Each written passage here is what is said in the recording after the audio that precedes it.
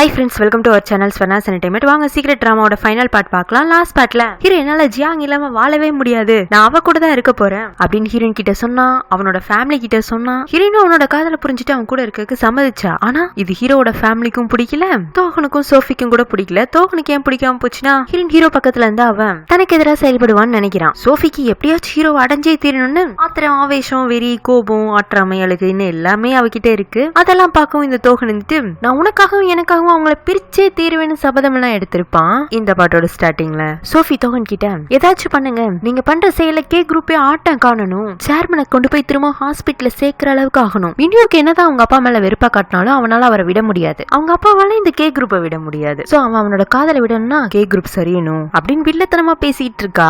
ஹீரோட assistant so heroine அவங்க அப்பா காணாம போனதுக்கு காரணமும் தோகன் தாங்கிற மாதிரி ஒரு சிசிடிவி ஃபுட்டேஜ் பாத்திருப்பால, அந்த விஷயத்தையும் கண்டுபிடிச்சு கொண்டு வந்து ஹீரோ கிட்ட சொல்ல, மொத்தமா வாழ்க்கையை கெடுத்து பத்தாதுன்னா அவளுக்கு சம்மந்தமான எல்லாரையுமே சூழ்ச்சி செஞ்சு பிரிச்சிருக்கான். இருந்தாலும் ஜியாங் இது வரைக்கும் இது சம்பந்தமா என்கிட்ட எந்த ஹெல்ப்பும் கேட்காதனால அவளே தனியா டீல் பண்ணிக்கலாம்னு நினைக்கிறா. நம்ம வாலண்டியரா அவளுக்கு ஹெல்ப் பண்றேன்னு போய் அவளோட நம்பிக்கையை தளர்க்க வேண்டாம், அவளுக்கு சப்போர்ட்டிவா பக்கத்துல மட்டும் இருப்போம். சரி, நீ சுஜியோட கேஸ திரும்பவும் கோர்ட்டுக்கு எடுத்துட்டு போறதுக்கு சரியான ஆதாரம் எதுவும் கலெக்ட் பண்ணிருக்கியாங்க? ஆம் பாஸ், சம்பவம் நடந்தப்போ தோகன் ஓட்டிட்டு வந்த காரை ஒரு ட்ரக் மோத வந்துச்சுங்கிற மாதிரி ஜியாங் சொல்லியிருந்தாங்கல்ல, அந்த ட்ரக் டிரைவரை கண்டுபிடிச்சிட்டேன். அன்னைக்கு அந்த நாள் ட்ரக் டிரைவர் அனுமதிக்கப்பட்ட எடைக்கு அதிகமான பொருட்களை ஏத்திட்டு வந்ததுனால தான் தப்பிச்சா போதும், அதுவும் அந்த இடத்துல கேமரா எதுவும் இல்லாதனால கம்ப்ளீட்டா அந்த சம்பவத்தை அவாய்ட் பண்ணிட்டு போயிட்டான். இப்ப நான் மிரட்டி கேட்கவும் தான் உண்மையை சொன்னான். அவன் சொல்றபடி கார்ல 2 பேர் இருந்திருக்காங்க, ஆனா காரை ஓட்டினது யாருன்னு அவனால உறுதியா சொல்ல முடியல. கார்ல 2 பேர் இருந்திருக்காங்கன்னா கண்டிப்பா காரை ஓட்டினது தோகனாதான் இருக்கும். அதுக்கான ஆதாரம் இல்லங்கிறதுனாலதான் அவன் இவ்வளவு தூரம் ஆடுறான். நீ அந்த ட்ரக் டிரைவரை வச்சு ஆதாரத்தை கிரியேட் பண்ணு, அது தகுந்த சமயத்துல நம்மளுக்கு உதவியா இருக்குங்கிறான். இன்னொரு பக்கம் ஹீரோயின் அந்த டோல் பூத் ஆன்டி கிட்ட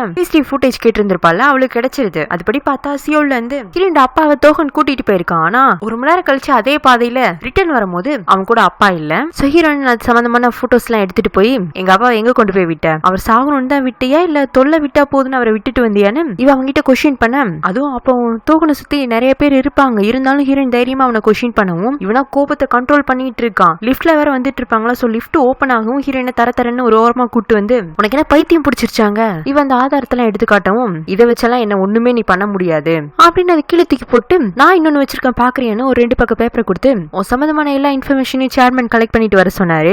அதுல ஒண்ணுமே சொல்லிக்கிற மாதிரி இல்ல, உன்னோட ஹைலைட்டான அச்சீவ்மெண்டே என்னன்னா 4 வருஷம் ஜெயிலுக்கு போயிட்டு வந்ததுதான். சாம் விஷயத்துல நான் பிளான் பண்ணது வேற, ஆனா அவனுக்கு உயிர் போற அளவுக்கு பிரச்சனை வரும்னு எனக்கு தெரியாது. உங்க அப்பா அன்னைக்கு இல்லைனாலும் என்னைக்காச்சும் ஒரு நாள் இறந்துதான் போயிருப்பாரு, ஆனா நீ இன்னும் வாழ்ந்துட்டு இருக்கல, நீ இன்னும் எப்படி நல்லா வாழலாம், அதுக்கு ஏதாச்சும் உதவி தேவைப்பட்டுச்சுன்னா என்ன தேடி வா, அதை விட்டுட்டு ஆதாரம் கலெக்ட் பண்ணிருக்கேன், எனக்கு அரெஸ்ட் வாரண்ட் கொண்டு வந்திருக்கேன்னு என்ன பிளாக்மெயில் எல்லாம் பண்ணாத, அதுக்கெல்லாம் பயப்படுறாள் நான் கிடையாதுன்ட்டு போறான். இவன் எப்படி எல்லாம் திமிரா பேசினாலும் அவன் கண்ணுல ஒரு பயம் தெரிஞ்சது. அதுவே ஹீரோனுக்கு சாட்டிஸ்ஃபேக்ஷனா தான் இருக்கு. சோ அவ ஒரு யோசனையோட அங்க இருந்து கிளம்பி வரவும் வாசல்ல சோஃபி, ஜியாங் நானே உன்னை பார்க்கணும்னு நினைச்சேன், வா வா வா அப்படின்னு மேரேஜ் ஹால் கூட்டிட்டு போய், இங்கதான் எனக்கும் மின்ஹியோக்கும் கல்யாணம் நடக்க போகுது, அன்னைக்கே சொல்லியிருந்தேன்ல உன்னோட சர்வீஸ் எனக்கு ரொம்பவே பிடிச்சிருந்தது, சோ கல்யாணத்துலயும் கூட உன்னோட சர்வீஸ்க்கு நான் வெயிட் பண்ணிட்டு இருப்பேன். என் கல்யாணத்தை பாக்குறது உனக்கு லைஃப்ல பெருசா ஏதோ இழந்த மாதிரியும் ஏமாற்றம் அடைஞ்ச மாதிரியும் இருக்கும், இருந்தாலும் மின்ஹியோட பார்ட்னரா இந்த உலக ரெகக்னைஸ் பண்ண போறது என்னதான், நீ எப்படி பார்த்தாலும் எங்க உலகத்துக்கு பொருந்தாத ஆளு, அதை புரிஞ்சுக்கிட்டேன்னா உனக்கு தான் ஏமாற்றமும் வலியும் குறைவா இருக்கும். ஆல்ரெடி நீ ஒரு லவ் ஃபெயிலியரை கிராஸ் பண்ணி தானே வந்திருப்பேன் அப்படின்னு அவ தோகனை மென்ஷன் பண்ண,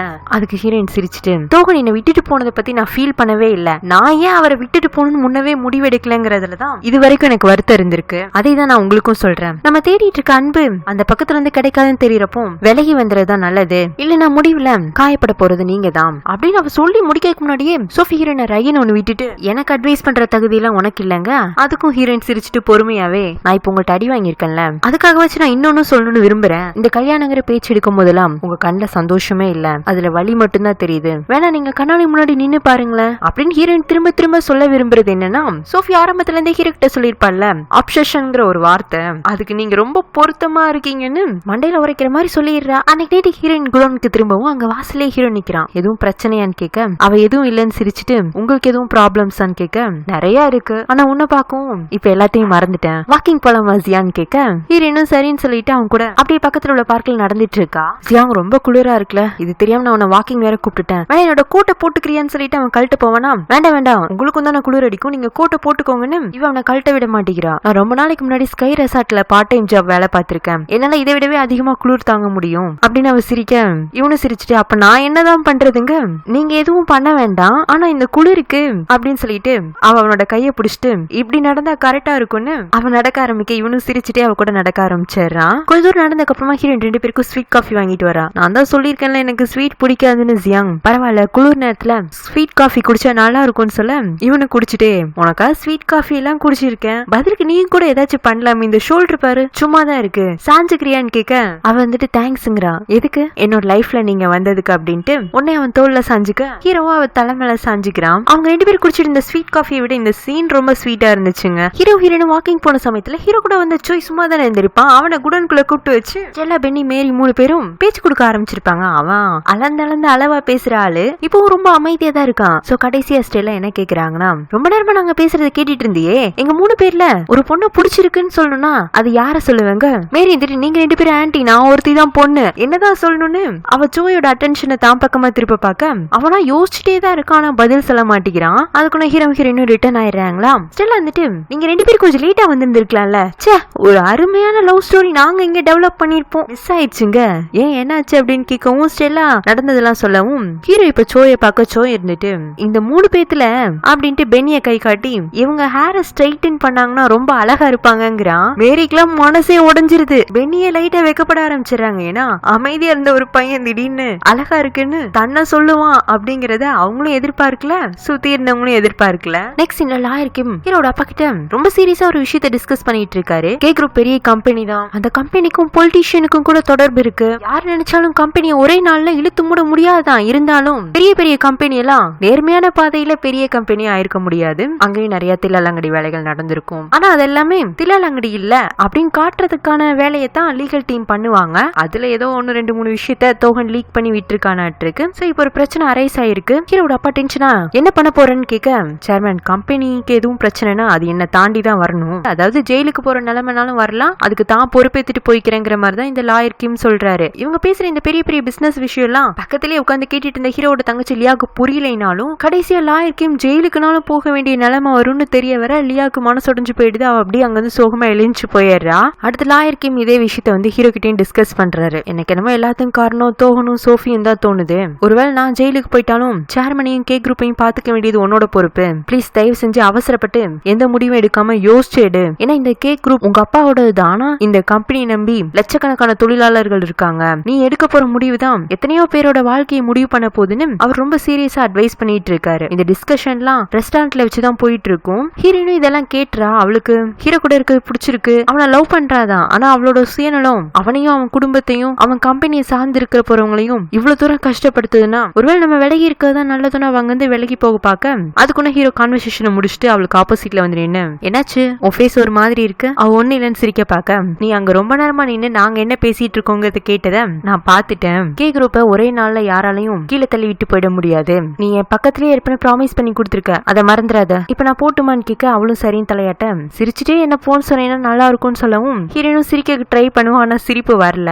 அப்புறம் இவனே அவ கண்ணத்தை பிடிச்சு இப்படி சிரிக்கணும் அப்படின்னு அவளை சிரிக்க வச்சுட்டு அவளோட நெத்தில கிஸ் பண்ணிட்டு போறான். லவ்வரா ஹீரோக்கு நம்ம திரும்ப திரும்ப கண்ணை மூடிட்டு 100 மார்க் கொடுக்கலாமாட்டு இருக்குங்க. அந்த அளவுக்கு சின்ன சின்ன விஷயத்த கூட யோசிச்சு பண்றான். ஹீரோ லாயருக்கும் சேர்த்து வச்ச சில ஆதாரத்தெல்லாம் கலெக்ட் பண்ணி பார்க்கும்போது தோகனும் சோஃபியும் தான் சேர்ந்து நிறைய பிளான் பண்ணிருக்காங்கன்னு விஷயம் தெரிய வர இவன் டைரக்டா சோஃபி கிட்டே போய் நம்ம கல்யாண பிசினஸ்க்காகங்கிறது நம்ம ஆரம்பத்திலேயே முடிவு பண்ணது, இப்ப நான் என்னோட கே குரூப்பே வேண்டாம் அப்படிங்கிற முடிவுக்கு வந்ததுக்கு அப்புறமாவும் நீ ஏன் இந்த மாதிரி வேலையெல்லாம் பண்ணி என்ன இந்த கல்யாணத்துக்குள்ள ஃபோர்ஸ் பண்ண பாக்குற, உனக்குமே என்ன கல்யாணம் பண்ணிக்க பிடிக்கல தானே, அதே மாரி நீ பண்ற வேலைனால கம்பெனியோட பேர் கெட்டு போயிடும். கம்பெனியோட பேர் கெட்டு போனதுக்கு அப்புறமா உங்க அப்பா மட்டும் இந்த கல்யாணத்துக்கு சம்மதிப்பாரா, அவருக்கு தேவையே கே குரூப்போட பணம் பலம் தானே, அது இல்லாம உங்க ஃபேமிலியுமே ஒண்ணுமே பண்ண முடியாது. ஏன் நீ இந்த மாதிரி டிஃபரெண்டா திடீர்னு யோசிக்க ஆரம்பிச்ச, உனக்கு என்ன வேணும்னு சொல்லுனா அதை தரங்க, நான் கேட்கறத உன்னால எனக்கு கொடுக்க முடியாது, இல்ல நீ எதுனாலும் கேளு, உன்னை கே ஹோட்டல்ல எங்கிட்ட இருந்து அபகரிச்ச, இப்ப என்ன வேணும், கே குரூப்ல எந்த கம்பெனில உனக்கு எவ்வளவு ஷேர் வேணுங்க, எனக்கு அதெல்லாம் வேணாம், நீ தான் வேணும், நீ மட்டும் தான் வேணும், நீ வேணுங்கிறதுக்காக தான் நான் இத்தனையும் பண்ணிட்டு இருக்கேன்னு அவ கத்த ஹீரோக்கு ஷாக் ஆயிடுது. என்ன சொல்றேங்க, ஆமா நான் உன்னை லவ் பண்றேன், அது உனக்கு தெரியாதுன்னு மட்டும் சொல்லிடாத, என்னால அது ஏத்துக்கவே முடியாது. உன் அம்மா இறந்தப்போ உங்க அப்பா கூட நீ ஒவ்வொரு முறையும் சண்டை போட்டப்போ, ஏன் சுஜி இறந்தப்போ கூட நீ யார தேடி வந்த, என்னதானே உனக்கு ஆறுதல்னு தேவைப்பட்டப்போ மட்டும் என்ன தேடி வந்த, அப்போ உன் பக்கத்துலயே எந்த என்னோட அன்புக்கு என்ன அர்த்தம் நீ புரிஞ்சுக்கவே இல்லல, அதை நீ புரிஞ்சுக்கணுங்கிறதுக்காக தான் நான் இவ்வளத்தையும் பண்ணேன். ஹீரோக்கு இது அதிர்ச்சி தான். ஏன்னா அவன் ஒரு ஃப்ரெண்டா நினைச்சுதான் அவ கூட பழகிட்டு இருந்தான். இவ மனசுல இப்படி ஒரு எண்ணம் இருக்கும், அதுவும் அவளே வெளிப்படையா சொல்லாத போது அதை எப்படி இவனால புரிஞ்சுக்க முடியும். சோ சாரின்னு கேட்க அப்ப சாரி மட்டும் தானே உன்னால எனக்கு கொடுக்க முடியும் அப்படின்னு அவ பாவமா கேட்கவும் ஹீரோக்கு என்ன பதில் சொல்றேன்னு தெரியல. அவன் திரும்பவும் சாரி கேட்டுட்டு அங்க நகர்ந்து போவானா. ஒரு நிமிஷம் நீயும் அந்த பொண்ணும் சேர்ந்தரலாம்னு நினைக்கிறீங்களா, அது முடியாது முடியாது, நான் நடக்க விட மாட்டேன். நான் உங்ககிட்ட ஒரு நாவல் கொடுத்தனே, அந்த கதையில ஹீரோக்கு வந்த எண்டிங் தான் உனக்கும் வரும். ரிவெஞ்ச்ல இருந்து ஸ்டார்ட் ஆகுற லவ்க்கு ஹாப்பி எண்டிங் கிடையாதுங்கிறா. அது ஹீரோவோட பாயிண்ட் ஆஃப் வியூல இருந்து சொல்றாளா இல்ல இவளோட காதலே ரிவெஞ்ச்ல தானே ஸ்டார்ட் ஆயிருக்கு அதை சொல்றாளா என்னன்னு தெரியல. நெக்ஸ்ட் இவே மீடியாலாம் கே குரூப் டாக்ஸ் இவேஷன் பண்ணிருக்காங்க, அதாவது வரி ஏய்ப்பு பண்ணிருக்காங்க, கிட்டத்தட்ட அதுவே 650 கோடி இருக்கும் அப்படின்னு ஆதாரமே இல்லாம சில ரூமர்ஸ் எல்லாம் ஸ்ப்ரெட் ஆகுது. விசாரணைக்காக கே குரூப்போட லீகல் டீமோட சீஃபான லாயர் கிம் போலீஸ் கஸ்டடியில எடுத்துறாங்க. ரெஸ்டாரண்ட்ல உள்ளவங்க இந்த நியூஸ் பார்த்துட்டு இது உண்மையா இருந்துச்சுன்னா கே குரூப் கீழே இருக்கிற ஒவ்வொரு இண்டஸ்ட்ரியா சீல் வைக்க ஆரம்பிச்சிருவாங்க. முக்கியமா நம்ம ரெஸ்டாரண்ட்டுக்கு தான் முதல்ல சீல் வைப்பாங்க, இங்க இருந்தானே பிசினஸ் ஸ்டார்ட் ஆனிச்சு, நம்மள வேலையெல்லாம் போயிடுவோம். இப்பதான் நான் வேற ஸ்கூட்டி வேற ஒன்னு வாங்கினேன், அதுக்கு வேற மந்த்லி டியூ வேற பே பண்ணணும் அப்படின்னு இப்பவே ஒர்க்கர்ஸ் எல்லாம் பயப்பட ஆரம்பிச்சிடுறாங்க. ரெஸ்டாரண்டோட மேனேஜர் கூட ஹீரோயின் கிட்ட கேக்குறாரு, நீயும் பாஸும் கொஞ்சம் க்ளோஸ் தானப்பா, உங்ககிட்ட பாஸ் எதுவும் சொன்னாரன்னு கேட்க அவ எனக்கு தெரியலங்கிறா. இருந்தாலும் ஹீரோ சோஃபியோட கல்யாணத்துக்காக தான் இத்தனையும் நடக்குதுங்கிறது அவளுக்கு நல்லாவே புரியுது. அவ பார்த்து ஹீரோட சித்தி ஹீரோனை கால் பண்ணி வர வைக்கிறாங்க. பார்த்தல நியூஸ்ல எல்லாம் என்ன போயிட்டு இருக்குன்னு. மின்யூகோன்ட்ட சொல்லிருப்பானே கே குரூப்பை யாரும் எதுவும் பண்ண முடியாது, நீ அவனை விட்டுட்டு போயிடக்கூடாதுன்னு சொல்லிருப்பான். ஏன்னா எனக்கு அவனை பத்தி நல்லாவே தெரியும். ஆனா கம்பெனியோட இப்போதைக்கு உண்மையான நிலவரம் என்னன்னா இந்த ரூமர்ஸ்னால ஷேர் ஹோல்டர்ஸ் எல்லாம் ரொம்பவே பயந்துருக்காங்க. கே குரூப்போட எந்த இண்டஸ்ட்ரியை சீல் வைக்கலான்னு ஒரு பக்கம் போலீஸ் முயற்சி பண்ணிட்டு இருக்கு. இதெல்லாம் ஸ்டாப் பண்ணா சோஃபியோட பொலிட்டிக்கல் சப்போர்ட் எங்களுக்கு தேவைப்படுது. உன்னோட காதலையோ இல்ல என் பையன் ஓ மேல வச்சுக்கிற காதலையோ நான் குறைச்சு மதிப்பிடுறேன்னு நினைக்காத.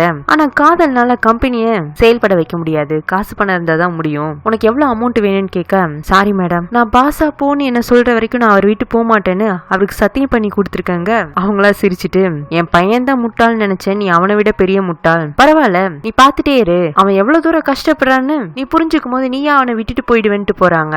அவங்கள்ட்ட பேசினதுக்கு அப்புறமா ஹீரோன் ஒரு மாதிரி சோகமா குடோனுக்கு வர அங்க எப்பவும் போல ஹீரோ உட்காந்துட்டு இருக்கான். இன்னைக்கு நான் இங்க வந்ததுக்கு அப்புறமா இது 4வது ஸ்வீட் காஃபி ஜியாங், உனக்காக வெயிட் பண்ணிட்டு இருக்கும்போது தூங்காம இருக்கக்கூடாதுங்கிறக்கா நானும் இப்ப காஃபி அடிக்ட் ஆயிட்டேன் அப்படின்னு அவன் காமெடி பண்ண இவ்வளவு சிரிப்பாளா, இப்படி நீ சிரிச்சுட்டே இரு ஜியாங், என்ன நீ சிரிக்கும் போது ரொம்ப அழகா இருக்க அப்படின்னு அவன் ஐஸ் வைக்க அதுக்கும் ஹீரோயின் சிரிக்க எவ்வளவு நேரம் நின்னுட்டே இருப்ப, வந்து என் பக்கத்துல உட்காருன்னு சொல்லிட்டு அவ உட்கார்ந்ததும் இவன் அவன் மடியில தலை சாஞ்சு படுத்துறான். அவன் சிரிக்கிறான், காமெடி பண்றாங்கிறதுக்காக அவன் சந்தோஷமா இல்ல, அவன் தலையிலயும் நிறைய பிரச்சனை இருக்கு. இருந்தாலும் ஆறுதலுக்காக தான் தன்னை தேடி வந்திருக்கான். அப்பதான் ஹீரோனுக்கு சித்தி கொஞ்ச நேரத்துக்கு முன்னாடி சொன்னதெல்லாம் ஏன் சொன்னாங்கன்னு புரிய வருது. ஆனா ஹீரோவா ஜியாங் நான் ரொம்ப கஷ்டப்பட்டு இந்த இடத்த கண்டுபிடிச்சிருக்கேன், அவன் மனச சொல்றானா இல்ல மடிய சொல்றானான்னு தெரியல, சோ என்னோட நிம்மதியை எங்கிட்ட இருந்து பிரிச்சுட்டு போயிடாத, நிம்மதிய சொல்றானா இல்ல அவளை சொல்றானான்னு தெரியல, எனக்கு ஒரு சத்தியம் பண்ணி கொடுக்குறியா, நீ எனக்கு முன்னாடி செத்துறக்கூடாது, அதாவது நீ இல்லாம என்னால வாழ முடியாது அப்படிங்கிறாங்க. ஒரு மாதிரி இந்த டிராமால சின்ன சின்ன சீன்ஸ கூட அப்படி சுத்தி வளைச்சு அழகா சொல்றாங்க, அது ரொம்ப எனக்கு பிடிச்சிருக்கு. ஹீரோயின் தன்னோட அப்பா காணாம போனதுக்கு தோகன் தான் காரணங்கிற மாதிரி ஒரு கம்ப்ளைண்ட் கொடுக்க போறதா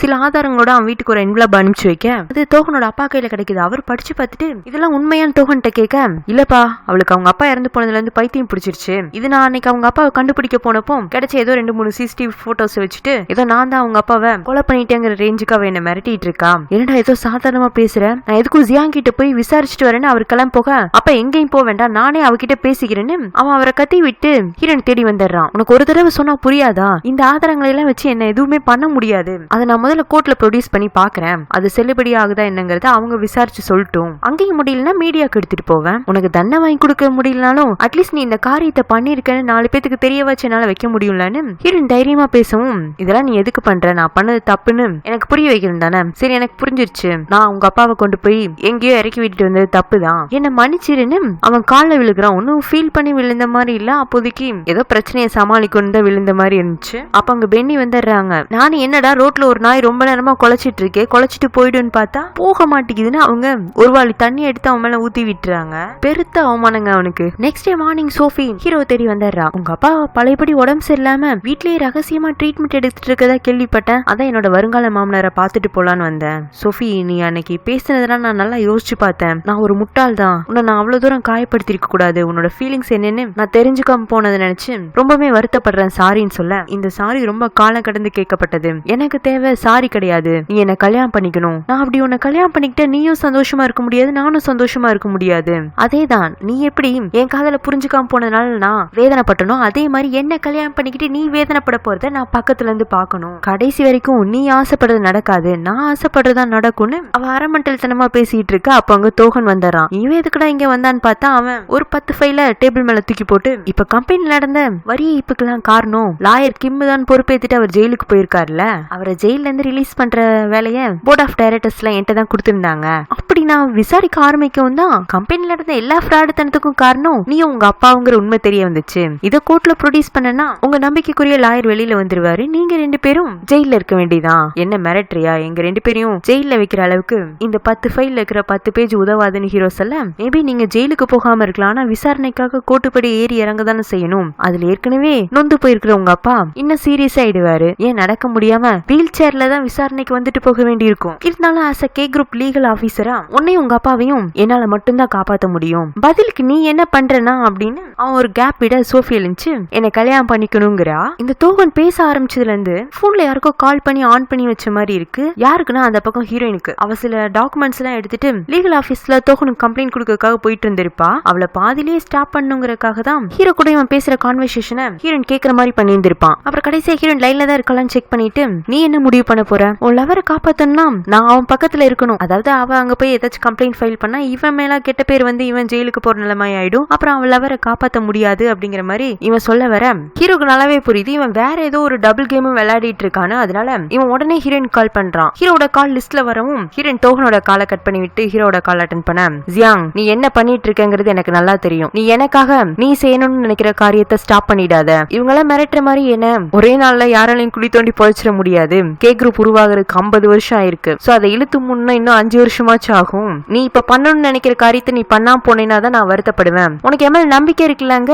ஹீரோ இன்னும் நம்பிக்கை இருக்குன்னு சொல்லிட்டு காலை கட் பண்ணிட்டு அவ தைரியமா லீகல் ஆபீஸ்க்குள்ள போயிடுறா. அப்படியே ஹீரோ சோஃபி கிட்டையும் தோகன் கிட்டையும் திரும்பி, நீங்க என்ன பண்ணணும்னு ஆசைப்படுறீங்களோ அதையும் பாத்துக்கோங்க, நான் எல்லாத்தையும் தைரியமா சந்திக்கிறதுக்கு தயாருங்கிறான். அவ்வளவுதான். தோகனும் சோஃபியும் கோபத்துல அவங்க கலெக்ட் பண்ண விஷயத்தெல்லாம் மீடியாக்காரங்கிட்ட கொடுத்துறாங்க. எல்லாமே ரூமரா தான் இருக்கு, ஆதாரத்தோட கொடுக்கப்படல. அதனால கம்பெனியோட இமேஜ் தொடர்ந்து ஸ்பாயில் ஆயிட்டே இருக்கு. சோ கேள்வி எழுக்கிற மீடியாக்காரங்கள்ட்டலாம் தோகன் தான் பேசி சமாளிச்சிட்டு இருக்கான். பிரச்சனையும் அவனே கிளப்பி விட்டு அவனே சமாளிக்கிற மாதிரியும் பேசிட்டு இருக்காங்க. ஹீரோட அப்பாவா இந்த நியூஸ் எல்லாம் பார்த்து டென்ஷன் ஆயிடுறாரு. அவர் ஹீரோ கூப்பிட்டு, என்னடா பண்ணிட்டு இருக்க? இன்னமும் கே குரூப்போட வாரிசா? இப்ப என்ன முடிவு எடுக்கணுங்கிறது உனக்கு தெரியாதா? கண்டிப்பா உனக்கும் சோஃபிக்குமான கல்யாணம் இப்ப நடந்தே ஆகணும். அப்பதான் இந்த ரூமர்ஸ் எல்லாம் ஸ்டாப் ஆகுங்கிறாரு. அதுல ஹீரோ டென்ஷனா உட்காந்துட்டு இருக்கவும் அப்ப அங்க சித்தி வந்துடுறாங்க. உங்க அம்மா இறந்து போனப்போ நீ எவ்வளவு உடஞ்சு போயிருந்த. ஒரு அம்மாவா இருந்து நான் உன்னை வளர்த்திருக்கேன். அதுக்காக நீ இது வரைக்கும் என்ன அம்மான்னு கூப்பிடல, பரவாயில்ல. ஆனா அதே மாதிரி நீ இப்போ உங்க அப்பாவை இழந்துட்டேன்னா அதுக்காகவும் நீ வருத்தப்படுவ. அப்ப என்னால உன் பக்கத்துல இருக்க முடியாது. ஏன்னா உங்க அப்பாவோட இழப்புக்கு நீ தான் காரணமா இருக்க போற அப்படின்னு எமோஷனலா அவங்களும் அவனை மிரட்டிட்டு போறாங்க.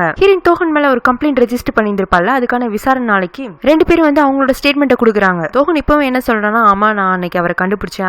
அவரை சியோலுக்கு கூட்டிட்டு வரலான் தான் அந்த டோல்கேட் வழியா பாஸ் ஆகி போனேன். ஆனா அவரு திடீர்னு கார்ல இருந்து இறங்கி ஓடி போயிட்டாரு. நான் தேடி பார்த்தேன், அன்னைக்கு மழை வந்துச்சு, என்னால அவரை கண்டுபிடிக்க முடியல. எனக்கு அவருக்கு என்ன விரோதம் அப்படின்னு அவன் வாக்குமூலம் கொடுக்க ஹீரோயின் வந்துட்டு, இவர் சொன்ன மாதிரி நடந்து எங்க அப்பா காணாம போய் இறந்து போயிருந்தாலும் அவரோட கையில கடைசியா பிரேஸ்லெட் இல்ல. அந்த பிரேஸ்லெட்டை அவரால் தனியா கழட்ட முடியாது. ஏன்னா அந்த பிரேஸ்லெட் அவரோட கையில இருந்துச்சுன்னா அது மூலமா அவர் எங்க மிஸ் ஆயிருந்தாலும் எனக்கு இன்ஃபர்மேஷன் கிடைச்சிருந்திருக்கும். எனக்கு என்னமோ இவர் தான் அந்த பிரேஸ்லெட்டை கழட்டிருப்பாரோன்னு தோணுதுன்னு அவ சந்தேகத்தை எழுப்ப. ஆனா அது வெறும் சந்தேகம் தானே. சரி நெக்ஸ்ட் ஹியரிங்க்கு வாங்கன்னு அனுப்பிச்சு வச்சிடுறாங்க. அந்த ரூம்ல இருந்து வெளியில வரவும் தோகன் இருந்துட்டு, நான் சொன்னேன்ல இந்த ஆதாரம் எல்லாம் என்ன எதுவுமே பண்ண முடியாதுன்னு. சரி போ, உன்னோட நம்பிக்கையை நான் தளர்க்கணும்னு விரும்பல, உன்னால முடிஞ்சதை பண்ணிக்கோன்னு அவன் எகத்தாளமா பேச, அப்ப அங்க வர அவனோட சீனியர் லாயர் இருந்துட்டு, என்ன தோகன் வர வர உன் மேல இருக்கிற கம்ப்ளைண்ட்ஸ் எல்லாம் அதிகமாயிட்டே போகுது, என்ன சொல்றீங்க?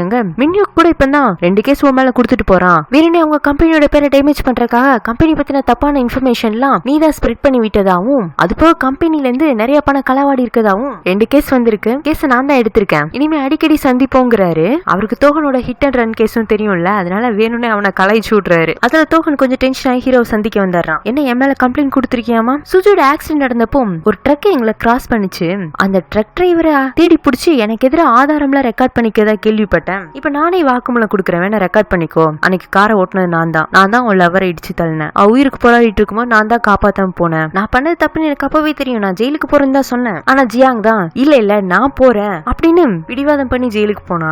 அவ அப்படிதான் காசுக்கு பெறாத காதலுக்காக அவ வாழ்க்கையவே இழந்து ஒரு முட்டாள்தனம் பண்ணிட்டா. இதை ஏன் உன்கிட்ட சொல்றேன்னு வச்சுக்கோயேன். நீ இப்போ காதலுக்காக தானே கே குரூப்பை கூட விடுறதுக்கு தயாராயிட்ட.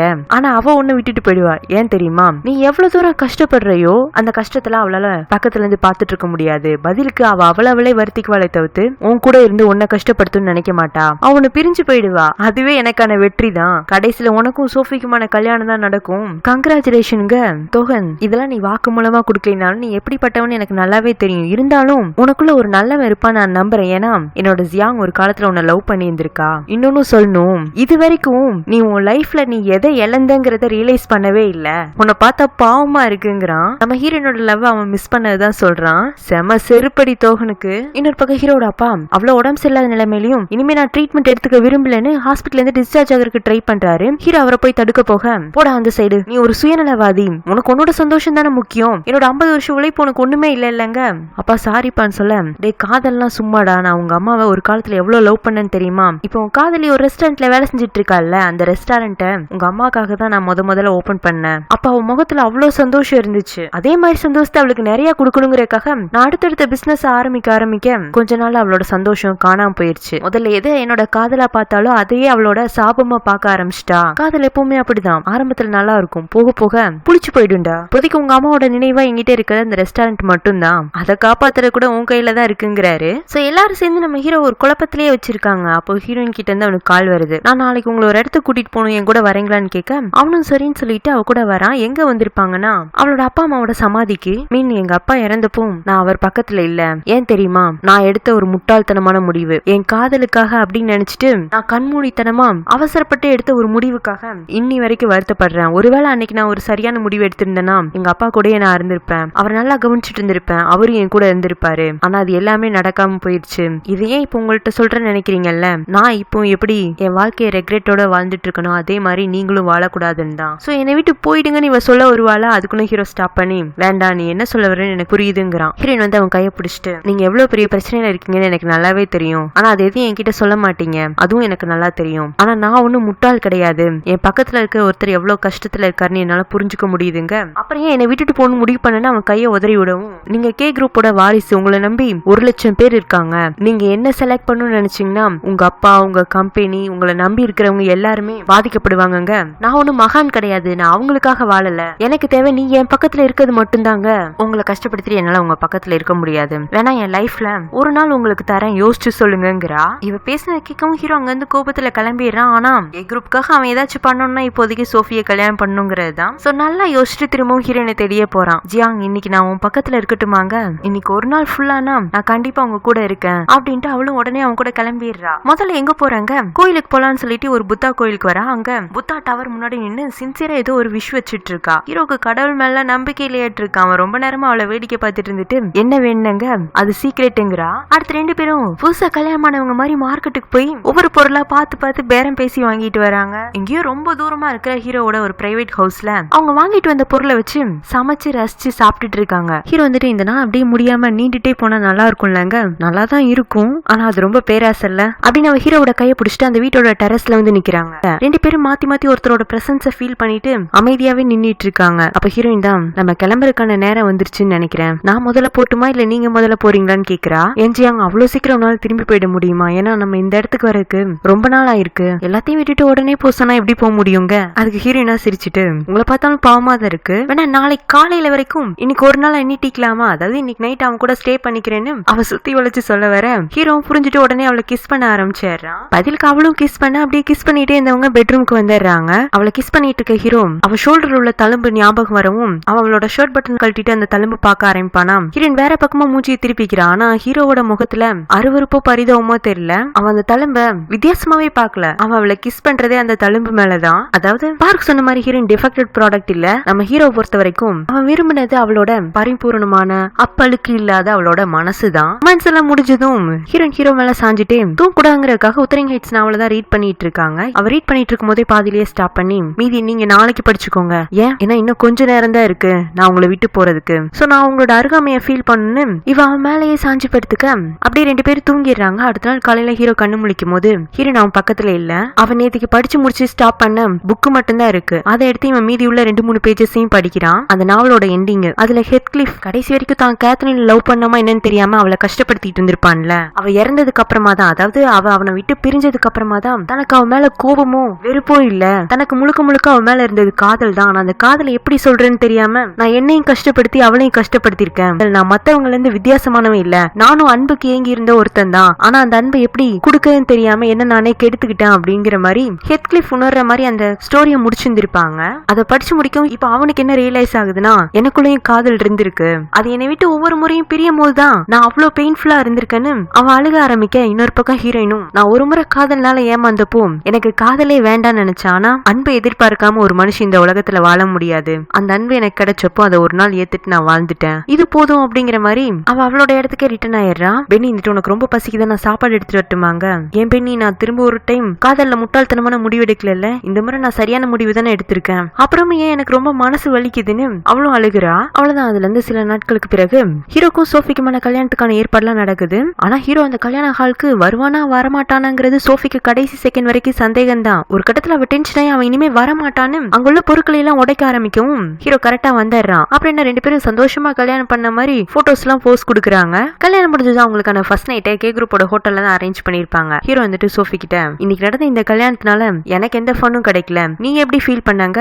எப்பவும் நீ சொல்லுவியே அந்த ஃபன்னை விட எனக்கு நிறையவே கிடைச்சது. சரி, நான் ட்ரெஸ் சேஞ்ச் பண்ண போறேன், உன் கூட பேசி நான் என்னோட மூட ஸ்பாயில் பண்ணிக்க விரும்பல, நீ போலாம் மின்னுங்க. ஹீரோவும் சரின்னு சொல்லிட்டு அந்த ரூம்ல இருந்து கிளம்பிடுறான். எதுவும் இந்த கல்யாணத்துக்கு அப்புறமா பெருசா மாற்றம் வரும்னு சோஃபி எதிர்பார்த்தாலா என்னன்னு தெரியல. ஏன்னா அவ போன்னு சொன்னதுமே ஹீரோ அந்த ரூம்ல இருந்து கிளம்பவும் அவ முகத்துல திரும்ப ஒரு ஏமாற்றம் தெரியுது. இங்க நம்ம ஹீரோனா தோகனோட அப்பா அம்மா நடத்துற ரெஸ்டாரண்ட்டுக்கு வர. அங்க ஆல்ரெடி நிறைய ரிப்போர்ட்டர்ஸ் எல்லாம் வெயிட் பண்ணிட்டு இருக்காங்க. தோகன் கிட்ட கே குரூப் பத்தியும் கே குரூப் அவன் மேல போட்ட கம்ப்ளைண்ட் பத்தியும் இன்டர்வியூ பண்றதுக்காக அவங்க எல்லாம் கிராஸ் பண்ணி தான் ஹீரோயின் உள்ள போறா. ஏற்கனவே தோகனோட அப்பா அம்மா மீடியாக்காரங்களோட கூட்டத்தை சமாளிக்க முடியாம கஷ்டப்பட்டுட்டு இருப்பாங்க. ஹீரோயினை பார்க்கவும், நீ எதுக்கு இங்க வந்தாங்க? எங்க அப்பா உங்க பையன் கொண்டுட்டாரு, அந்த உண்மையை ஒத்துக்க சொல்லுங்க, நான் இங்க இருந்து போறேங்க. என் பையன் சொன்னது சரிதான், உனக்கு பைத்தியம் பிடிச்சிருச்சுன்னு நினைக்கிறேன். நீ தான் ஹிட் அண்ட் ரன் கேஸ்ல ஒருத்தைய கொலை பண்ணிட்டு ஜெயிலுக்கு போயிட்ட. அந்த சமயத்துல உங்க அப்பாவை பாத்துக்கிட்டது என் பையன் தான், அவன் மேல அபாண்டமா பழி சொல்லாதாங்க. ஹீரோயின் தோகனோட அப்பா கிட்ட, அங்கிள் உங்களுக்கு ஞாபகம் இருக்கா ஆக்சிடென்ட் நடந்ததா சொல்லப்படுற அடுத்த நாள் கார் யார் வீட்டு வாசல்ல நின்னுச்சு? உங்க வீட்டு வாசல்ல தானே. சாவி யார்கிட்ட இருந்துச்சு? தோகன் கிட்ட தானே. நான் கூட உங்கள்ட்ட வந்து சாவி வாங்கிட்டு போனேன்ல. இப்ப சொல்லுங்க, காரை யாரு ஓட்டி இருந்திருப்பா? இதனால அங்க ஆக்சிடென்ட் நடந்திருக்கும். யாருக்காக நான் பழிய சுமந்துட்டு ஜெயிலுக்கு போனேன்னு புரியுறது அவ்வளவு ஒன்னும் கஷ்டம் கிடையாது அப்படின்னு அவ கேள்வி கேட்க அப்பாக்கு அப்படியே லைட்டா சந்தேகம் வர ஆரம்பிக்குது. ஆனா அம்மா ஒத்துக்க மாட்டேங்கிறாங்க. இல்ல இல்ல, என் பையன் ரொம்ப நேர்மையானவன், 5 வருஷமா ப்ராசிக்யூட்டரா இருந்திருக்கான், அவன் எத்தனை கேஸ்ல வாதாடி நேர்மையா ஜெயிச்சிருக்கான்னு தெரியுமா? எல்லார் கேஸையும் ஜெயிச்சு கொடுத்தவரு சொந்த வாழ்க்கையில தோத்துட்டு என் வாழ்க்கைய மொத்தமா அழிச்சிட்டாரு அப்படின்ட்டு அவ அந்த ரெஸ்டாரண்ட்டுக்கு வெளியில இருக்கிற பத்திரிக்காரங்கள்ட்ட பேட்டி கொடுக்கறதுக்காக போக, எங்க இவ சொல்றது ஒருவேளை உண்மையா இருக்குமோன்னு தோகனோட அம்மா பயந்துறாங்க. அவங்க ஹீரோனோட காலில் விழுந்துட்டு, ப்ளீஸ் என் பையனோட வாழ்க்கையை கெடுத்துறாத, உன்னோட மகன் சாம் இறக்கலாம், உயிரோட தான் இருக்கான்னு அவங்க ஒரு அதிர்ச்சிகரமான தகவல் சொல்ல ஹீரோயின் நம்பாம அவங்கள பார்க்க, ஆமா நான் தான் ஜெயில இருந்து உன் பையன் அனாதாசிரமத்துக்கு வந்ததும் அங்க இருந்து அவனை தத்து கொடுத்துட்டேன், அவன் ஒரு குடும்பத்துல இப்ப நல்ல விதமா வளர்ந்துட்டு இருக்காங்க. கரெக்டா அங்க தோகனோட என்ட்ரி. அவனுக்குமே அதிர்ச்சி தான். நீங்க சொல்றதை நான் எப்படி நம்புறதுங்க? அவங்க சாமோட சில போட்டோஸ் எல்லாம் காட்டி, இத பாரு உன் பையன் அந்த குடும்பத்து கூட எவ்வளவு சந்தோஷமா இருக்கான்னு, இது என் பையன் சாம் தான் அப்படின்னு அவ அழுக ஆரம்பிக்க, ஆமா உன் மகன் தான், எங்க இவனால நீயும் என் பையனும் ஜெயில இருந்து திரும்பி வந்ததுக்கு அப்புறமா சேர்ந்துருவீங்களோ? இல்ல என் பேரன் ஒரு கொலைகாரிக்கு பிறந்த மகன் கெட்ட பேரோட இருக்க கூடாதுன்னு தான் நான் என் மகனுக்கே தெரியாம இப்படி ஒரு ஏற்பாடு பண்ணேன். யார கேட்டு என் பையனோட வாழ்க்கையை நீங்க முடிவு பண்ணீங்க? என் மேல கிரிமினல் கேஸ் இருந்துச்சுன்னா என்னால ஒரு குழந்தைக்கா நல்ல அம்மாவா இருக்க முடியாதா? உங்க பையன் ஒரு கெட்ட பேர் வாங்கிட கூடாதுங்கிறதுக்காக இவ்வளவு பெரிய உண்மையை அசால்ட்டா வெளியிடுற நீங்க, அதே சமயம் என் பையனை பிரிஞ்சு நான் எவ்வளவு வேதனைப்பட்டிருப்பேன்னு ஒரு நிமிஷம் கூட நீங்க யோசிச்சு பாக்கல. உங்க எல்லாரும் மேலயும் பாசத்தை தவிர்த்து நான் வேற எதுவுமே காட்டலையே, ஏன் பதிலுக்கு எல்லாரும் எனக்கு துரோகம் பண்ணீங்கன்னு பாவ கதறா. கடைசியில அவங்க சாம் இருக்கிற அட்ரஸையும் கொடுத்துறாங்க. இவ அந்த வீட்டு வாசல்ல போய் நிக்கவும் சாம் அவனோட புது அம்மாவும் அவளை கிராஸ் பண்ணி தான் போறாங்க. ஆனா அவளை கண்டுக்கவே இல்ல.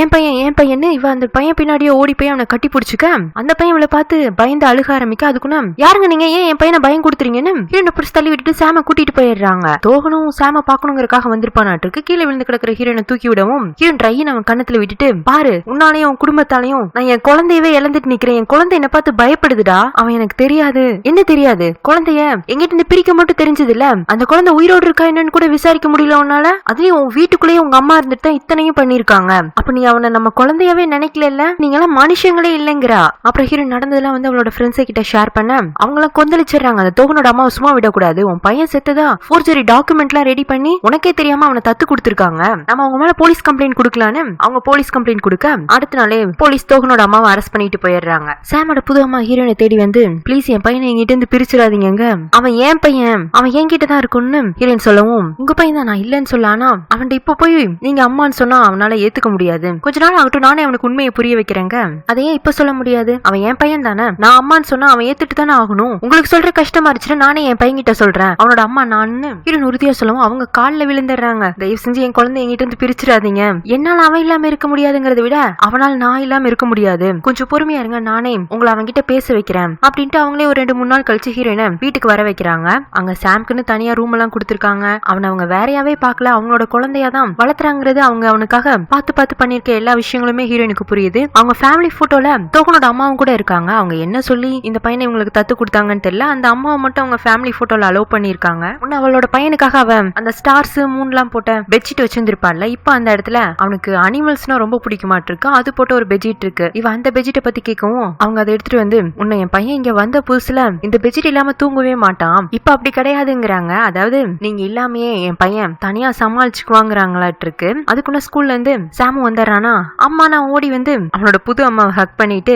ஏமா அவனோட ஃபேஸ் ஒரு மாதிரி இருக்கு, நீ யாரையும் பார்த்து பயந்தியா, உன்னை யாரும் மிரட்டினாங்களான்னு அவன் கேட்டுட்டு இருக்கும் போதே அப்பதான் சைடுல நிக்கிற ஹீரோனை பாக்குறான். இந்த ஆன்ட்டியா, இந்த ஆன்ட்டி ஏமா உன்னையும் வந்து பயம் கொடுத்துறாங்களா, அதனாலதான் உன் மூஞ்சி இப்படி இருக்கா அப்படின்னு அவன் கேட்க ஆரம்பிக்கவும் அவங்களும் அழுக ஆரம்பிச்சிடுறாங்களா. ஏமா அழுகுற, இந்த ஆன்ட்டி ஏதோ தப்பா இருக்காங்க, நான் அவங்களை வீட்டை விட்டு துரத்தி விட்டுட்டுமான்னு, ஆன்ட்டி முதல்ல எங்க வீட்டுல இருந்து வெளியில போங்கிறான். என்ன சொல்ல முடியும் ஹீரோனால. அவன் அந்த கையில அவனுக்காக சின்ன வயசுல எம்ப்ராய்டரி பண்ண பெட்ஷீட் எடுத்துட்டு வெளியில சோகமா நடந்து வர அந்த வீட்டுக்கு எதுக்காப்ல ஹீரோவும் ஹீரோனை ஃபாலோ பண்ணி வந்திருப்பானாட்டு இருக்கு. அவன் உள்ள என்ன நடந்திருக்குங்கிறத ஹீரோனை பார்க்கும் போதே புரிஞ்சுக்கிறான். ஆனா இறங்கி ஓடி போய் அவனால ஆறுதல் சொல்ல முடியல. அவ கூட இல்லைனாலும் அவன் லைஃப்ல என்னென்ன நடக்குதுங்கிறத இவன் பார்த்துட்டு தான் இருக்கானாட்டு இருக்கு. அதுக்குள்ள தோகணும் அங்க வந்தாரானா அவனை பார்த்து ஹீரோயின் வந்துட்டு, என்ன இப்பதான் உனக்கு உன் பையன் மேல பாசம் வருதா, அவன் என்னையவே ஆன்டின்னு சொல்லி அனுப்பிச்சு வச்சுட்டான், நேத்தி வரை கூட என் பையன் எனக்கு கிடைச்சிருவாங்கிற நம்பிக்கை இருந்துச்சு, இன்னைக்கு அவனை பார்க்கவும் ஒருவேளை உண்மையிலேயே நான் தான் அவன் அம்மான்னு அவனுக்கு தெரிய வந்தாலும் அவன் என்ன அம்மான்னு கூப்பிட மாட்டான்னு நல்லாவே புரிஞ்சுக்கிட்டேன் அப்படின்னு விரக்தியா பேசிட்டு அங்க வந்து போயிடுறா. இந்த தோகனுக்குமே கொஞ்சம் குற்ற உணர்ச்சியா தான் இருக்கு. ஒருவேளை தன்னோட அம்மா இந்த மாதிரி ஒரு வேலை பண்ணாம இருந்திருந்தாங்கன்னா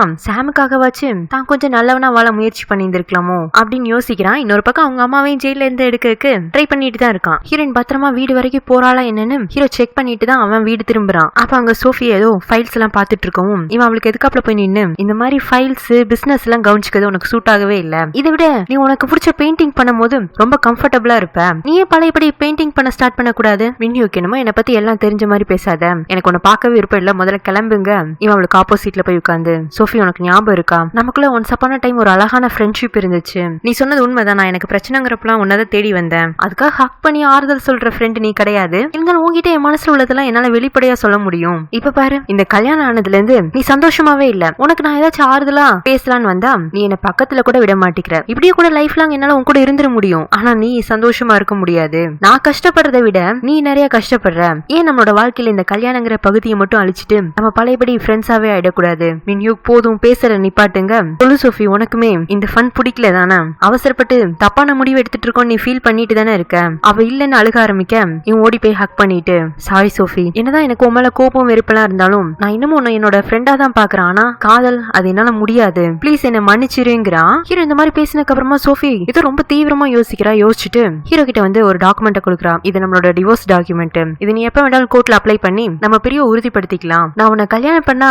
உன்னை ஜெயிச்ச மாதிரி ஃபீல் பண்ணுவேன்னு நினைச்சேன், ஆனா அதை விட நீ அன்னைக்கு நைட் என்கிட்ட வந்து பேசினல்ல, அப்பதான் உண்மையிலே எனக்கு வெற்றி கிடைச்ச மாதிரி தோணுச்சு, கடைசியில என் மனசுல என்னங்கறத நீ புரிஞ்சிட்டல, என்னோட பெயின் என்னங்கறத நீ தெரிஞ்சுக்கிட்டல, இதுவே போதும், நீ சொன்னது கரெக்ட் தான், எனக்கு பெயிண்டிங் பண்றத ரொம்ப கம்ஃபர்டபுளா இருக்கும், நான் பழையபடி என்னோட ஆர்ட் ஸ்கூலுக்கே போறேன், இனி உன்னோட லைஃப் நீயே பாத்துக்கொண்டு அவ கிளம்பி போயிடுறா. இன்னொரு பக்கம் சாமோட அம்மா அவங்க வீக்கெண்ட்ல ஒரு சின்ன பிக்னிக் போறாங்கன்னு சொல்லி அந்த இடத்துக்கு ஹீரோயினையும் வர வச்சிருந்திருப்பாங்க. அங்க போனதுக்கு அப்புறமா அவங்க எல்லாரும் ஃபேமிலியா சந்தோஷமா இருக்கு பாக்கும்போது ஹீரோயினுக்கு தான் பையனை அங்க இருந்து பிரிச்சு கூட்டு வருது ஏதோ அவ மகனுக்கு அவ செய்ய போற பாவங்கிற மாதிரி தான் தோணுது. அதுக்குள்ள சாமோட புது அம்மாவும் அவங்க கிட்ட பேசி ஹீரோயின் கிட்ட கூட்டிட்டு வராங்க. போன முறை மாதிரி இல்லாம இந்த முறை ஹீரோயின் கிட்ட நல்லாவே பேசுறான். ஆண்டி நல்லா இருக்கீங்களா, அம்மா சொன்னாங்க நீங்களும் அவங்களும் ஃப்ரெண்ட்ஸ் ஆமா, ஏதோ உங்களுக்குள்ள சண்டைங்கிறதுனாலதான் அன்னைக்கு அம்மா அழுததா சொன்னாங்க, எங்க அம்மா கூட சண்டை போடாதீங்க, அவங்களை நீங்க கஷ்டப்படுத்தினீங்கன்னா எனக்கு உங்க மேல கோவம் வரும், சரி நான் இப்ப போய் சைக்கிள் ஓட்ட போறேன்னு அவன் சைக்கிள் எடுத்துட்டு ஓட்ட ஆரம்பிக்க, அப்ப சைக்கிள் இருந்து கீழே விழுக போவானா. இந்த முறையும் தோகன் ஹீரோனை ஃபாலோ பண்ணி தான் வந்திருக்கான். தான் பையன் கீழே விழுந்துடக்கூடாதுன்னு அவன் பிடிக்க போக அதுக்குள்ள சாமோட புது அப்பா வந்து அவனை தாங்கி பிடிச்சு அவனை அப்படியே அங்க வந்து கூட்டிட்டு போயிடுறாரு. அவ்வளவுதான் அவன் அங்கேயே உட்காந்து கதறி கதறி அழுக ஆரம்பிச்சிடுறான். ஹீரோட ஃப்ரெண்ட்ஸ் எல்லாம் அவகிட்ட என்ன பண்ண போற சாம் விஷயத்துலங்க, நான் சாமோட அம்மா தான், ஆனா அவனை பெத்தங்கிற ஒரே காரணத்துக்காக அவன் சந்தோஷத்தை பறிக்கிறது தப்புன்னு புரிஞ்சுட்டேன், என் மகன் அவனோட புது அம்மா கூட இருக்கிறப்போ அவ்வளவு சந்தோஷமா இருக்கான், அவனுக்கு நான் வெறும் ஆன்டி தான். பெனி இது நீ முட்டாளா, முதல்ல வா நம்ம பையனை நம்ம வீட்டுக்கு கூட்டிட்டு வந்துடலாம், கூட்டு வந்து ஒரு 4 நாள் அவனுக்கு நீதான் அம்மான்னு சொல்லி புரிய வச்சோம்னா அவன் புரிஞ்சுக்குவான், நானும் உங்களை மாதிரிதான் முதல்ல யோசிச்சேன், ஆனா இப்ப வேண்டான்னு தோணுது, என் பையன் எங்கிட்ட இருந்து பிரிச்சப்பவும் என் பையன் இறந்துட்டான்னு தெரிய வந்தப்பவும் நான் ஒரு சொல்ல முடியாத துயரத்துல இருந்தேன், அந்த வலி இப்ப பொய்யா போனாலும் அதோட ரணம் இன்னமும் என் மனசுல இருக்கு, நான் இப்ப அவனோட அப்பா அம்மா அப்படின்னு நம்பிட்டு இருக்கிறவங்கள்ட்ட இருந்து அவனை பிரிச்சு கூட்டிட்டு வந்துட்டேன்னா நான் அன்னைக்கு அனுபவிச்ச ரணத்தை அவனும் அனுபவிப்பான், அது வேண்டாம், என் பையன் எனக்கு வேண்டாம், இதான் என்னோட வாழ்க்கை, நான் யாரெல்லாம் நேசிக்கிறேனோ அவங்க எல்லாரும் என்னை விட்டுட்டு போயிடுவாங்க, பரவாயில்ல எனக்கு பழகிருச்சு, என் பையனுக்கு அந்த வேதனை வேண்டாம் அப்படின்னு அவ அழுக ஆரம்பிக்க பென்னிக்கு என்ன சொல்றேனே தெரியல. அவங்களும் அவளை ஹக் பண்ணி சமாதானப்படுத்திட்டு இருக்காங்க. நெக்ஸ்ட் சீன்ல ஹீரோ அவங்க அப்பா கிட்ட போய் அப்பா சோஃபி என்ன டிவோர்ஸ் பண்ண போறேன்ட்டா, ஆனா இப்போதைக்கு நாங்க அதை பப்ளிக்கா அனௌன்ஸ் பண்ண போறது இல்ல, சரி அதுக்கு இப்ப என்ன பண்ண போறேன், இனிமே நான் கம்பெனி எல்லாம் கவனிச்சுக்க போறது இல்லப்பா, அதெல்லாம் லாயருக்குமே பாத்துக்குவாரு, அப்ப என்ன பழையபடி அந்த பொண்ணு பின்னாடி போறியா, இல்ல அதுக்கு இன்னும் டைம் ஆகும். அவளுக்கான டைம் நான் கொடுக்க போறேன். அதே மாதிரி அவளை விட்டுட்டு நான் வந்ததும் தப்பு தானே, அதுக்கு எனக்கு ஒரு பனிஷ்மெண்ட்டும் வேண்டாமா? சோ நானும் கொஞ்ச நாள் அவளை பிரிஞ்சுதான் இருக்க போறேன். அது வரைக்கும் என்னடா பண்ண போறேன்? நான் ஃபாரின் போறேன்ப்பா, அங்க போய் நம்மளோட பிசினஸ் கவனிச்சுக்கிறேன். எல்லாமே சரியாயிருச்சு அப்படிங்கிறப்போ நான் என்னோட காதலை வந்து திரும்பவும் எடுத்துக்குவேன். ப்ளீஸ் பா, இந்த ஒரு முறை என் விருப்பப்படி என்ன வாழ விடுங்கன்னு சொல்ல அவரும் சரின்னு பெர்மிஷன் கொடுத்துறாரு. அடுத்து சோ ஹீரோயின் கிட்ட வந்து, மேடம் சார் ஃபாரின் போறாரு, அதுக்கு முன்னாடி உங்க பொருளை உங்கள்கிட்டயே கொடுக்க சொன்னாருன்னு அவளோட பேக்கை பத்திரத்தை அவ கையில கொடுக்க, இவ அந்த பத்திரத்தை வாங்கினது எப்ப போறாரு எங்கங்க, இப்ப அவர் ஏர்போர்ட்ல இருப்பாருன்னு சொல்லவும் ஹீரோயினும் ஏர்போர்ட்டுக்கு ஓடி போறா. அங்க ஹீரோவையும் பாக்குறா, ஆனா அவன் பக்கத்துல போறது இல்ல. அவனும் இவள பாக்குறான், ஆனா பக்கத்துல வரதில்ல. ஏன்னா இன்னும் அவன் அபிஷியலா சோஃபியோட ஹஸ்பண்ட் தானே. சோ ஜஸ்ட் அவனை பாத்துட்டு போகணும்னு தான் வந்திருப்பா. பாத்துட்டு அவ கிளம்பிடுறா. ஹீரோவும் ஃபாரின் போயிடுறான். தோணும் கிட்டத்தட்ட தான் பண்ணதெல்லாம் தப்பு அப்படிங்கிற அளவுக்கு உணர்ந்திருப்பான். சோ ஜெயில போய் அவனை சரண்டர் அடிச்செல்லாம் முடிவு பண்ணிட்டான். அதுக்கு முன்னாடி சோஃபியை கடைசியா பாக்குறதுக்காக வரான். அவளுமே ஃபாரின் போறதுக்கு ரெடி ஆயிட்டு இருப்பா. சோஃபி, இது வரைக்கும் நான் ஒருத்தருக்காச்சும் உண்மையா இருந்திருக்கேன்னா அது உனக்கு மட்டும்தான். நான் அன்னைக்கு ஒரு நாள் உங்ககிட்ட உண்மையை சொல்றேன்னு ஒரு பாதி உண்மையை மட்டும்தான் சொன்னேன் அப்படின்ட்டு அவன் ஹீரோயினுக்கு பண்ண அநியாயத்தெல்லாம் சொல்ல அவ அதை சாதாரணமா எடுத்துக்கிறா. அப்ப நீ என்ன கொலைகாரனா பாக்கலையாங்க? கொலைகாரன் நீங்க இல்ல, நான் தான். அன்னைக்கு அந்த ஆக்சிடென்ட்க்கு முன்னாடி சுஜி அந்த ரெஸ்டாரண்ட்ல கடைசியா நான் தான் சந்திச்சேன். நீ இனிமே மின்ஹியூ கூட லைஃப்ல வரவே கூடாதுன்னு. அவன் நான் பிரெக்னெண்டா இருக்கேன்னு சொன்னாலும் அப்ப குழந்தைய பத்தி என்கிட்ட கொடுத்துரு, ஆனா மின்ஹியூக் லைஃப்ல நீ வரக்கூடாது. அப்படி வந்தேன்னா உன்னை உயிரோட விட மாட்டேன், இந்த குழந்தையும் உன்னை பெத்துக்க விட மாட்டேன்னு அவளை மிரட்டினேன். எங்க நான் மிரட்டின மாதிரியோ பண்ணிடுவோங்கிற பயத்துலதான் அவ அந்த ரெஸ்டாரண்ட்ல இருந்து அவசரமா கிளம்புனா. அப்படி அவளை பதட்டத்துக்கு உள்ளாக்குனது நான் தான். அவ மட்டும் அன்னைக்கு பதட்டப்படாம இருந்திருந்தானா உங்க கார்ல வந்து மோதி இருக்க மாட்டா. இது எல்லாத்துக்குமே ஆரம்ப புள்ளி நான் தான். அந்த வலையில விழுந்தது நீங்க கொலைகாரங்கிறீங்கல்ல, நான் கொலைகாரி, அவ்வளவுதான் வித்தியாசங்கிறா. அவளதான் தோகணும். அவன் பண்ண தப்புக்கு சரண்டர் ஆயிடுறான். அவனோட சீனியர் தான் அவனை விசாரிச்சுட்டு இருக்காரு. இவன் நடந்த உண்மையெல்லாம் புட்டு வச்சிடறான். அப்படியே நம்மளுக்கு பிளாஷ்பேக்ல திரும்பவும் என்ன நடந்துச்சுன்னு காட்டுறாங்க. அன்னைக்கு தோகன் வில்லன் எல்லாம் கிடையாது, ஒரு நார்மலான நல்லவனா தான் இருந்தான். அவங்க அப்பா அம்மா கிட்ட நான் ஜியாங்க ப்ரொபோஸ் பண்ண போறேன்னு சந்தோஷமா சொல்லிட்டு வீட்டை விட்டு கிளம்பினான். அவனோட அம்மாக்கு பிடிக்கல தான் இருந்தாலும் அவங்க அப்பா அவனை என்கரேஜ் பண்ணி அனுப்பிச்சு வச்சாரு. ரெஸ்டாரண்ட்டுக்கு போனதுக்கு அப்புறமா உண்மையா ஹீரோனுக்கு ப்ரொபோஸ் பண்ணதான் செஞ்சான். சந்தோஷமா கூட ரிட்டர்ன் ஆகும்போது தான் இந்த ஆக்சிடென்ட் நடந்திருக்கும். ஒருவேளை அன்னைக்கு அந்த ஆக்சிடென்ட் நடக்காம இருந்ததுன்னா, சுஜி அந்த ஆக்சிடென்ட்ல சாகாம இருந்திருந்தானா, இல்ல சாக கடந்த அவளை இவன் காப்பாத்தி இருந்தானா, இன்னைக்கு தான் இந்த மாதிரி மாறி இருக்க மாட்டோம். நம்ம லைஃப்ல ஏதோ ஒரு தருணத்துல நம்ம செய்யற ஒரு தப்பான முடிவு இவ்வளவு தூரம் தன்னை மாத்திருச்சேன்னு அவன் தன்னை செல்ஃப் ரியலைஸ் பண்ணிட்டு இருக்கான். இப்ப அப்படியே ஸ்டோரியில சில வருடங்களுக்கு பிறகுன்னு போடுறாங்க. ஃபாரின்ல இருந்து ரிட்டர்ன் ஆகிற ஹீரோ கே குரூப்க்கு போறான். அங்க இப்ப பிரசிடென்டா இருக்கிறது லாயர் கிம் தான். அவர்கிட்ட இவன் பேச ஆரம்பிப்பான். அதுக்குள்ள அவன் தங்கச்சி ஓடி வந்து, எங்கன்னா அப்படிதான் சும்மா ஏதோ ஒண்ணு வளவலன்னு சம்பந்தம் எல்லாம் பேசுவாரு, வாங்க நம்ம டேட்டிங் கிளம்பலான்னு அவ லாயர் கிம்மோட அங்க இருந்து கிளம்ப ஹீரோவா அதிர்ச்சியா பக்கத்துல நிக்கிற ஜோ கிட்ட, என்னடா இதெல்லாங்க சார், சேர்மன் அவங்க ரெண்டுத்துக்கு என்கேஜ்மெண்ட்டுக்கு எல்லாம் பிளான் பண்ணிட்டாரு அப்படின்னு சொல்லிட்டு இருக்கும் போதே ஜோய்க்கு ஏதோ ஒரு டெக்ஸ்ட் வருது. அதை பார்த்து அவன் சிரிக்க ஆரம்பிக்க, டேய் உனக்கு சிரிக்கலாம் தெரியுமா அப்படின்னு அவன் கேள்வி கேட்க, அதுக்குள்ள ஜோய்க்கு கால் வந்துருது. அவன் அட்டென்ட் பண்ணி, ஹனி இதோ வந்துடுறேன் வெயிட் பண்ணுன்னு அவன் ஹீரோ கூட கண்டுக்காம ஓடிட்டு இருக்கான். இன்னொரு பக்கம் ஹீரோட அப்பாவையும் சித்தியும் காட்டுறாங்க. அவங்க லியாவோட என்கேஜ்மெண்ட் பத்தி ரொம்ப கேஷுவலா பேசிட்டு இருக்காங்க. அவங்க பையன் ரிட்டர்ன் ஆனதையும் நினைச்சு சந்தோஷப்பட்டு இருக்காங்க. இப்ப அப்படியே நம்ம ஹீரோனை காட்டுறாங்க. அவளோட ஃப்ரெண்ட்ஸும் சேர்ந்து பேக்கரியை பெரிய அளவுல டெவலப் பண்ணிட்டாங்க. ஸ்டெல்லாக்கு கல்யாணமே ஆயிடுச்சு, அவங்க பிரெக்னெண்டா இருக்காங்க. அவங்களோட பிசினஸ் மூலம் ஹீரோயினோட குக்கிங் ஸ்கில், பென்னி மேரியோட உழைப்புன்னு 4 பேருமே இப்ப வேற மாதிரி ஆயிட்டாங்க. அப்ப அங்க சோய் ஓடி வந்து மேரி கூட எல்லாரும் முன்னாடி ரொமான்ஸ் பண்ண ஆரம்பிக்க பென்னி அப்படியே சலிச்சுக்கிறாங்க. ஏன்னா இவன் சொன்னாங்கிறதுக்காக அவங்க ஹேர் எல்லாம் ஸ்ட்ரைட்டன் பண்ணி வேற லுக்ல மாறிட்டாங்க. ஆனா அவன் மேரிய டேட் பண்ண ஆரம்பிச்சிட்டான்னு இருக்கு. சோ ஃப்ரெண்ட்ஸுக்கு எல்லாரும் சிரிச்சுட்டு இருக்கும்போது திடீர்னு ஸ்டெல்லாக்கு டெலிவரி பெயின் வந்துருது. எல்லாரும் அவங்கள கூட்டிட்டு ஹாஸ்பிட்டலுக்கு போயிடுறாங்க. ஹீரோனும் எல்லாரும் போயிட்டு இருங்க, நான் ஏதோ பேக்கரியை மூடிட்டு வந்தேன்னு அவ பேக்கரியில் உள்ள திங்ஸ் எல்லாம் எடுத்து வச்சிட்டு இருப்பாளா. அப்ப உள்ள ஒரு கஸ்டமர் வந்து, மேடம் ஸ்வீட் பன் கிடைக்குமான்னு கேட்டது மட்டும் இல்லாம அவனே எடுத்து சாப்பிட ஆரம்பிக்க ஹீரோனால அவனை திட்ட முடியல. ஏன்னா வந்து நின்னது நம்ம ஹீரோ தான். அவ அவனையே பார்த்துட்டு இருக்கவும், சாரி மேடம் எனக்கு இப்பவும் ஸ்வீட்னா பிடிக்காதுதான், ஆனா திரும்ப திரும்ப அதையே சாப்பிடுற மாதிரி ஆகி போயிடுதுன்னு அவன் அந்த பண்ணை ருசிச்சு சாப்பிட்டுட்டு இருப்பானா. நீங்க எப்ப வந்தீங்க அப்படின்னு கேட்க, இன்னைக்கு தான் வந்தேன், ஆனா உன்னை எதுக்கு பார்க்க வந்தேன்னா, அன்னைக்கு ஒரு நாள் நீ புத்தா டவர் கிட்ட ஒரு விஷ் வச்சுட்டு இருந்தல, அது என்னன்னு தெரிஞ்சுக்கொண்டு இந்த 4 வருஷமா கியூரியாசிட்டியோடய சுத்திட்டு இருந்தேன். அந்த கியூரியாசிட்டி தான் உன்னை என்ன தேடி வர வச்சுது. சரி சொல்லு, அன்னைக்கு என்ன வேணுங்க? அதான் சீக்ரெட்னு அன்னைக்கே சொல்லிட்டேன்ல, இன்னும் என்ன சீக்ரெட்? சீக்ரெட் ஒன்னு என்கிட்ட இருந்தா தானே நீங்க என்ன ஃபாலோ பண்ணி வருவீங்க, இல்லைன்னா ஜியாங் கிட்ட ஃபன் இல்ல கியூரியாசிட்டி இல்லன்னு என்னை விட்டுட்டு போயிடுவீங்கல்ல, அதனால அந்த சீக்ரெட் எனக்குள்ளேயே இருக்கட்டும்ங்கிறா. ஓகே, இதுவும் கூட ஃபன்னா தான் இருக்கு, நான் இனிமே உன் பக்கத்துலயே தானே இருக்க போறேன், அது என்ன சீக்ரெட் நான் கண்டுபிடிக்காம விட மாட்டேன் அப்படின்னு அவன் அவளை கிஸ் பண்ண, பதிலுக்கு அவளும் இவனை கிஸ் பண்ண அப்படியே இந்த டிராமா முடிச்சிடுறாங்க. மேபி அன்னைக்கு அந்த டவர் கிட்ட வச்ச விஷயம் என்னைக்காச்சும் ஒரு நாள் அவங்க 2 பேரும் சேரணுங்கிறதா இருக்குமாட்டிருக்கு. டிராமாவோட எண்டிங் கிரெடிட்ஸ்ல ஜெயில இருக்கிற தோகனுக்கு ஒரு லெட்டர் வந்திருக்கிறதா ஜெயிலர் கொடுத்துட்டு போறாங்க. அவனும் ஓபன் பண்ணி பாக்குறான். உள்ள பெருசா எந்த விஷயமும் இல்ல. அவனுக்கு லெட்டர் அனுப்புனது சோஃபி தான். அவ வரைஞ்ச ஒரு டிராயிங்க தான் போட்டோ எடுத்து அனுப்பிச்சிருப்பா. அதுல ஒரு பொண்ணு சன்ரைஸ பார்த்து வெயிட் பண்ணிட்டு இருக்க மாதிரி இருக்கும். மேபி இவனுக்காக அவ வெயிட் பண்ணிட்டு இருக்கான்னு சிம்பாலிக்கா சொல்ல வராளா என்னன்னு தெரியல. ஆனா தோகனோட மூஞ்சில ஒரு சிரிப்பு தெரியறதோட இந்த டிராமாவை முடிச்சிடுறாங்க. அவ்வளவுதாங்க இந்த கதையில எனக்கு ரொம்ப ரொம்ப பிடிச்சிருந்ததுன்னா ஹீரோ தான். அடுத்த ஆக்டிங் வைஸ்ன்னு பார்த்தா நம்ம ஹீரோயின் தான் அவளோட பெஸ்ட் ஆக்டிங் கொடுத்திருப்பா. ஆனா என்ன இது கொஞ்சம் பிசினஸ் ஓரியன்டட் டிராமாங்கனால அது சம்பந்தமான கதையை நிறைய திணிச்சிருந்திருப்பாங்க. அந்த செக்ஷன் மட்டும் கொஞ்சம் போரிங்கா இருக்கும், மத்தது எல்லாமே சூப்பரா இருக்கும். டிராமா பார்த்து ரொம்ப நாளைக்கு அப்புறமாவும் இந்த டிராமா என்னோட மைண்டுக்குள்ளேயே இருந்துச்சு. அந்த அளவுக்கு என்னோட மனசுல இடம் பிடிச்ச டிராமா இது. நீங்க இந்த டிராமா பார்த்ததுக்கு அப்புறமா இல்ல இந்த கதையை கேட்டதுக்கு அப்புறமா என்ன ஃபீல் பண்றீங்க? இந்த டிராமால உங்களுக்கு என்னென்னலாம் பிடிச்சது, யாரோட ஆக்டிங் பிடிச்சிருந்தது, யாரோட கேரக்டர் பிடிச்சிருந்தது அப்படிங்கறதெல்லாம் மறக்காம கமெண்ட் பண்ணுங்க. உங்களோட விருப்பங்களை எல்லாம் படிக்கிறதுக்கு நானும் ஆர்வமா இருக்கேன். இன்னொரு புது டிராமாவோட நான் உங்களை சீக்கிரமே சந்திக்கிறேன். அது வரைக்கும் tata, bye bye, take care friends.